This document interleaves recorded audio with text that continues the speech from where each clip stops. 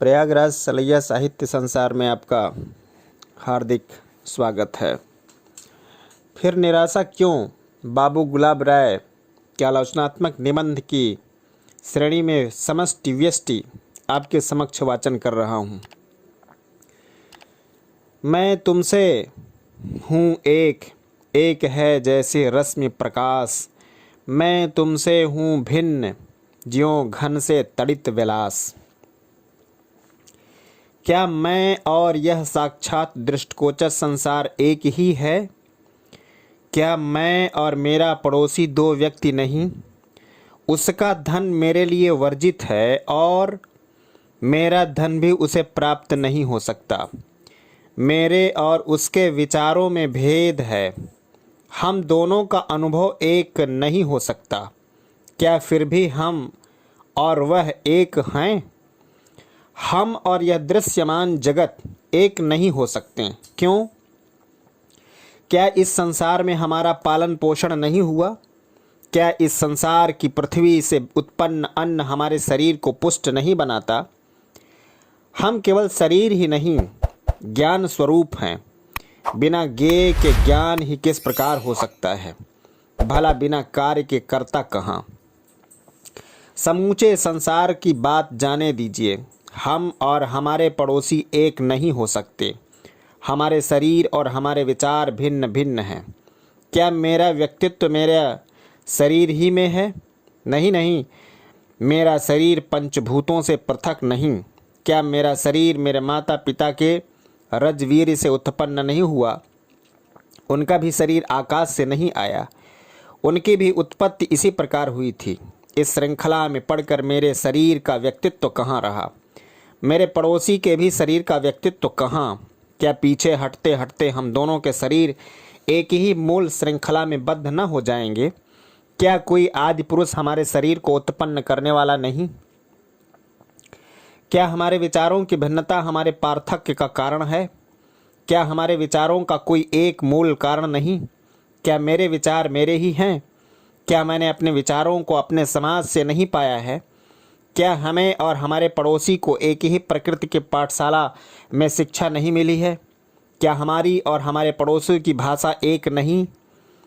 यदि हम दोनों मनुष्य समाज से बाहर अलग अलग रख दिए जाते तो हमारे विचार कहाँ से आते? फिर क्या भेद की स्थिति संसार में नहीं? भेद क्या भ्रम है? नहीं। यदि भेद भ्रम है तो यह संसार नीरस है। ऐसा कहने से इसकी स्थिति ही असंभव हो जाएगी। भेद के बिना एकता ही भ्रम है। भेद नहीं तो भला एकता का ज्ञान होना किस प्रकार संभव है?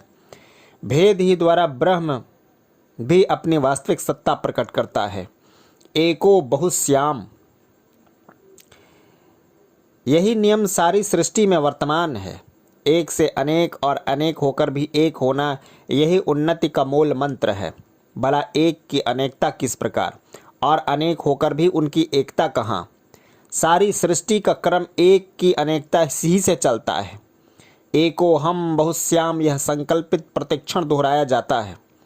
विचार में पार्थक्य होना कठिन नहीं। पार्थक्य कहीं बाहर से नहीं आता। क्या स्वप्न में एक ही व्यक्ति ज्ञाता, ज्ञान और ज्ञेय में विभक्त नहीं हो जाता? क्या मेरे दो अहंकार नहीं हो जाते? अहंकार ही भेद का मूल है, किंतु यह मुझसे बाहर नहीं। इसी भेद के कारण ज्ञान और विचारों में भेद हो जाता है। इस भेद का अंत नहीं। शाखा प्रशाखाएं बढ़ती जाती हैं। विभागों के भी विभाग होते जाते हैं, किंतु प्रत्येक विभाग में पूर्णता की झलक बनी रहती है।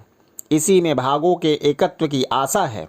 भाग जब तक अपने को पूर्ण के साथ संबद्ध नहीं देखता, तभी तक वह भाग है। यही तो माया है।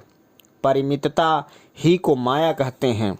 भाग जब पूर्ण के साथ अपना घनिष्ठ संबंध देख लेता है, तब संपूर्ण हो जाता है। यह संबंध क्रिया ही में प्रत्यक्ष होता है। पूर्ण का भाग ही पूर्ण होता है।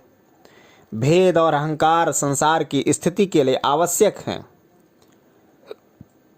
भेद ही संसार को सरस बनाता है। भेद से ही क्रिया की उत्पत्ति होती है। क्रिया में भेद की वृद्धि और क्षय दोनों ही के मूल हैं। अहंकार जब भेद की यथोचित सीमा का उल्लंघन कर जाता है तभी निंदनीय कहलाता है। अहंकार रखते हुए हम अपने को पूर्ण से संबद्ध देख सकते हैं। व्यक्ति होते हुए भी हम और व्यक्तियों से मेल कर सकते हैं।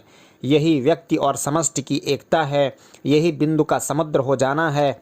हम अपने व्यक्तित्व को रखते हुए भी एक महान व्यक्ति के व्यक्तित्व में सम्मिलित रख सकते हैं। हमारे रुधिर के कीटाणु पृथक पृथक होते हुए भी हमारे शरीर के व्यक्तित्व में एक हो जाते हैं। हमारे भिन्न भिन्न विचार हमारे अहंकार के व्यक्तित्व के अंतर्गत आते हैं। व्यष्टि रूप में भिन्न भिन्न होते हुए भी समष्टि रूप में हम एक हैं। बिना समष्टि के व्यष्टि का अस्तित्व संभव नहीं और व्यष्टि से बाहर समष्टि कोई पदार्थ नहीं। समष्टि व्यष्टि के समूह से अवश्य अधिक है, क्योंकि समुद्र की तरंग होती है। तरंग का समुद्र नहीं, किंतु परस्पर दोनों एक दूसरे से भिन्न नहीं। वृक्ष वन से अलग नहीं, और जो वन को वृक्षों से बाहर ढूंढता है उसे वन प्राप्त नहीं हो सकता। अनेक होते हुए भी एक हैं। भेद के बिना एकता नीरस है और एकता के बिना भेद असंबद्ध और श्रृंखलाहीन है। भेद बिना एकता किसकी? भेद में ही एकता हो सकती है और एकता में ही भेद की संभावना है। हमारे भेद में ही हमारी एकता की जड़ है। फिर निराशा क्यों? जय हिंद, जय भारत।